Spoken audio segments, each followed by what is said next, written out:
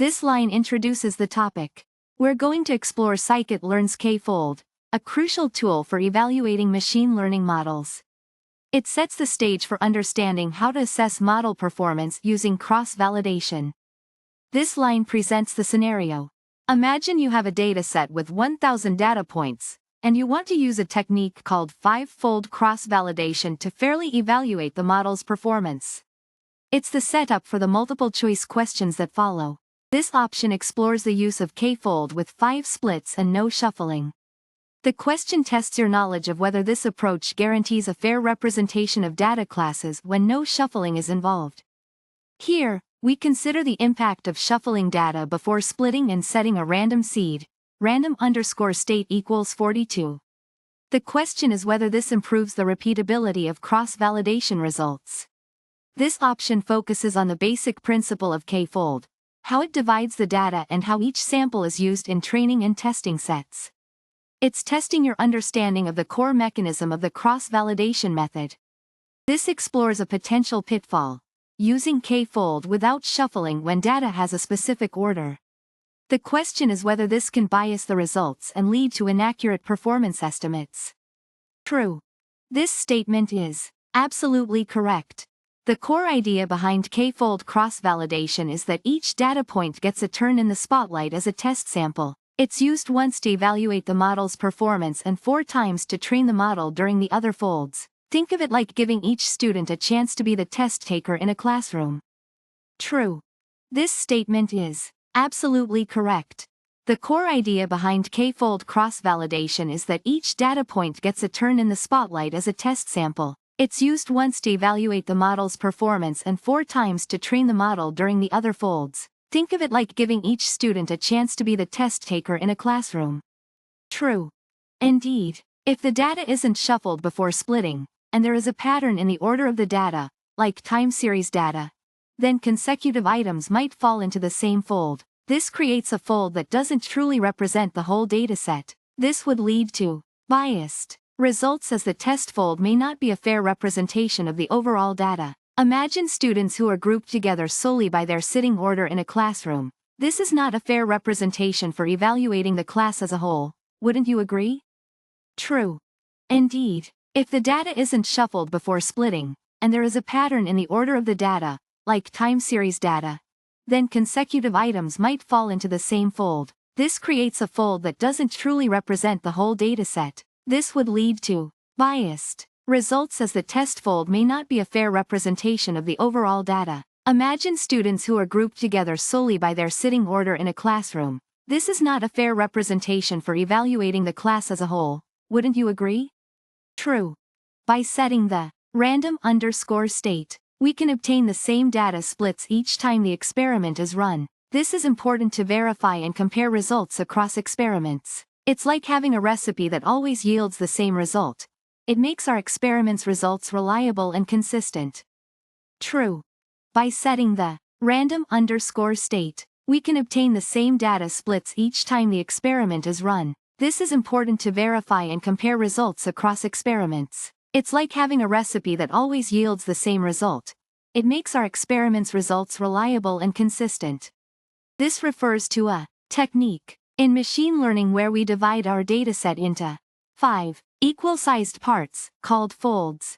We use 4 folds to train a model and the remaining 1 to test it. We repeat this process 5 times, each time using a different fold as the test set. This helps get a more robust estimate of model performance. The KFOLD function in scikit-learn automates this process. This is the data we'll be using for our machine learning model. It contains 1,000 individual data points, or observations. Each of these 1,000 data points would be split across the 5 folds during cross-validation. Here, we're using the KFOLD function to create 5 folds. The _n_ splits equals 5 specifies the number of folds, and _shuffle equals false means the data is not shuffled before splitting. This could be problematic if the data is sorted in a way that creates bias in the folds. Similar to the previous example, KFOLD creates 5 folds. However, shuffle equals true randomizes the data before splitting, preventing bias. Random underscore state equals 42 sets a seed for the random number generator. This ensures that the same random splits are created each time, allowing for reproducibility of the results. This is crucial for ensuring the reliability of your findings. This uses kfold with the default parameters. It creates 5 folds, but since shuffle is not explicitly set to true it defaults to false. Similar issues related to potential bias as in line 4 apply here. Okay, let's start with the basics. K-fold cross-validation is a powerful technique used to evaluate the performance of a machine learning model. It's like testing your model on different subsets of your data to get a more reliable estimate of how well it generalizes to unseen data. Imagine dividing your dataset into *k equal parts, or folds. Each fold takes a turn as the test set, while the rest serve as training data. We have a dataset with 1,000 samples. This is the data we'll use to train and test our model.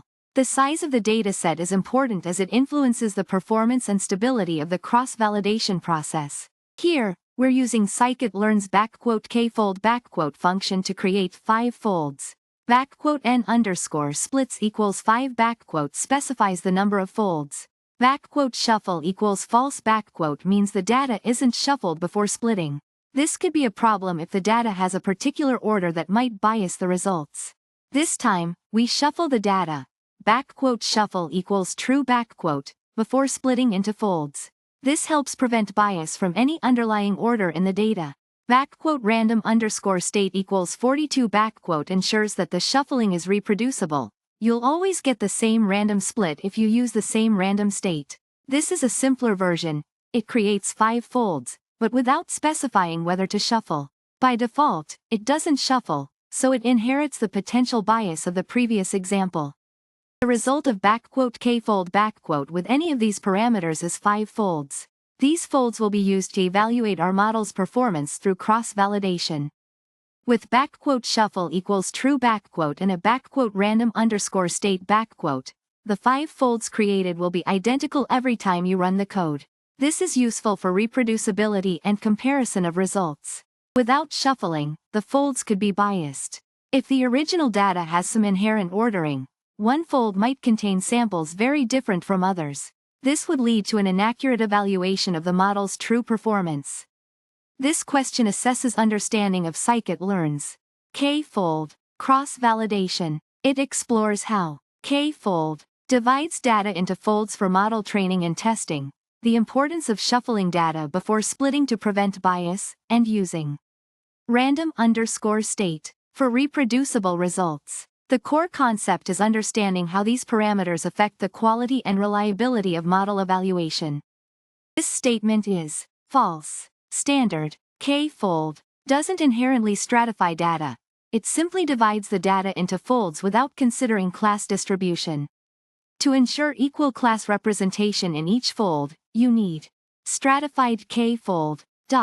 This statement is true. Setting shuffle equals true randomizes the data before splitting, and random underscore state equals 42 sets a seed for the random number generator. This guarantees that the same random split will be generated every time you run the code, enabling reproducible results. This statement is true. This describes the fundamental principle of 5-fold cross-validation.